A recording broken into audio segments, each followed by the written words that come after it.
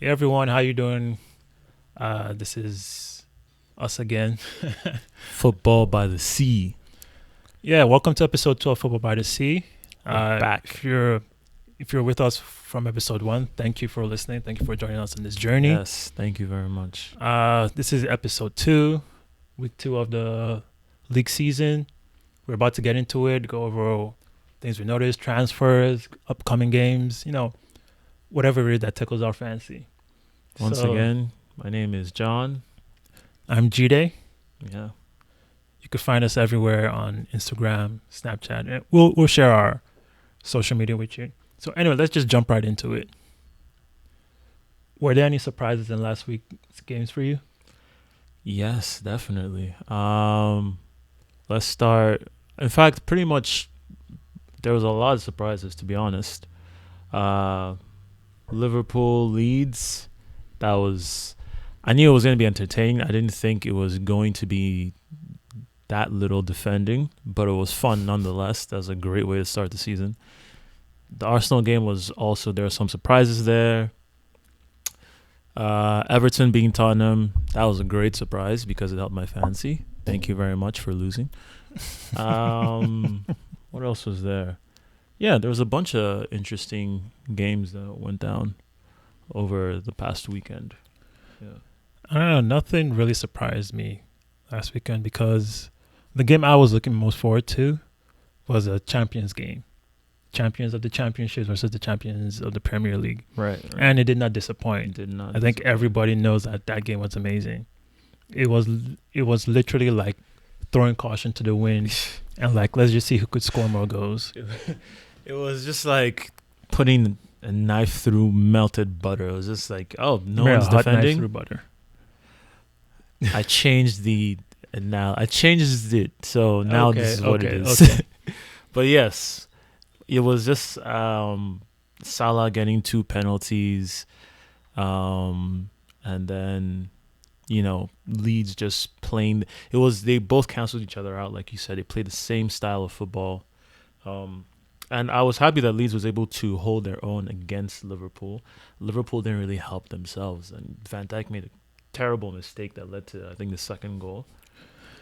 Yeah, he made mistakes, but those mistakes were caused by Leeds pressing. Because like if you take for example the goal that Bamford scored, Van Dijk was just trying to casually pass it back to Robinson. I think last season most teams would not have had the striker running back chasing a lost cause. Van Dijk could have easily made that pass, and then we kept on saying, "Oh, look, he's so cool and calm on the ball." Because he didn't even look back to check if someone was chasing him back. He was that confident that like there was no one there, and then they took advantage of that. So I think what that game showed is that like people should take Leeds seriously. Hopefully they don't turn into a Norwich because Norwich gave Liverpool a Right. bit of a game last season. But I think they're different because like with Leeds you can trust Bielsa. Yeah, he's not gonna just come into the Premier League just to go down again. If anyone watched the series on Amazon, Yeah, take me home. yeah, like you could see Nope, they have season 2 is actually out now. for Leeds. Yes. Oh, I didn't know they were continuing. I thought it was just Neither one did I. I season. just got the alert. I was like, okay, I know what I'm watching. But it was good to be able to get that perspective on them in the championship and how they play and Bielsa and all the different players. That's why I put Calvin Phillips, the midfielder, in my fantasy. Did not disappoint. I wish I did that. That's why like it's good to be able to find players like that people kind of just ignore that they don't know about yet, and then But it will, yeah, like you said, normally he would have been able to play that pass back. I think also we're seeing Van Dijk make some more mistakes than we have, at least towards the end of last season, coming into the season a little bit Yeah, more. I mean, I don't like to call them mistakes because sometimes you could just make a regular pass and then some really fast player just gets to that ball before he gets his destination. Because some of them, I feel they're more like some teams, their strikers or their players were a little bit bolder, and then they went after balls that like most teams didn't bother to press them for.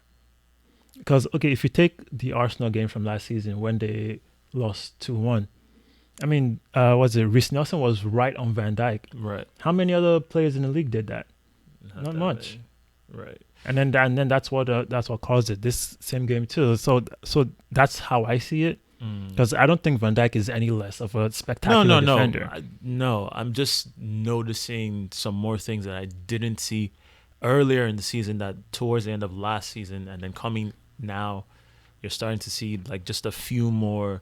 And I think it's just a case of why everyone has been saying that Liverpool need to strengthen. That's why people have been questioning whether they'll be able to retain the title for the second time. Well, they're strengthened. They got Thiago today. Yeah, I mean, we can talk about the.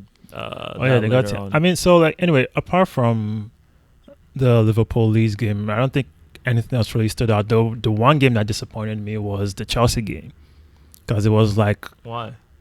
I didn't. The only person that I saw that really like sort of put a stamp in that game was Timo Werner. Their other debutant, what's his name? Kai Havertz. Kai Havertz, like he had a terrible game, and like I'm not saying that he's a bad player. It's his first game, and he's also a really young dude as well. I remember I was watching it and like he played a ball to nowhere, and I was like, "Whoa, damn! This dude really needs time to gel." Right. I mean, Lampard kind of just threw them in immediately, and no, I feel like he sort of left that dude out to dry, because I think he's the newest signing so far, and he's had the least amount of time to train with them, and like I feel like he shouldn't have put him in. He should have come out as a substitute. Look, Gabriel hadn't played in 6 months, came in, scored a goal, and was probably one of the better players on the field for Arsenal. So I mean, but yes, I get your point. You can't expect someone on their debut to just immediately snap into place. Well, yeah, I mean, that was it, but they still won the games, which is the most important thing. Right. So, anyway, so that's it. Gina here, one half of Football by the Sea. Thanks for watching this video. If you want to see more, check out our channel. And if you enjoy the content we're putting up, leave a like and subscribe to the channel. Everyone counts. If you want to listen to the full podcast, check out the links in the description. You can find us on pretty much every podcast platform out there. Thanks again for watching. Take care.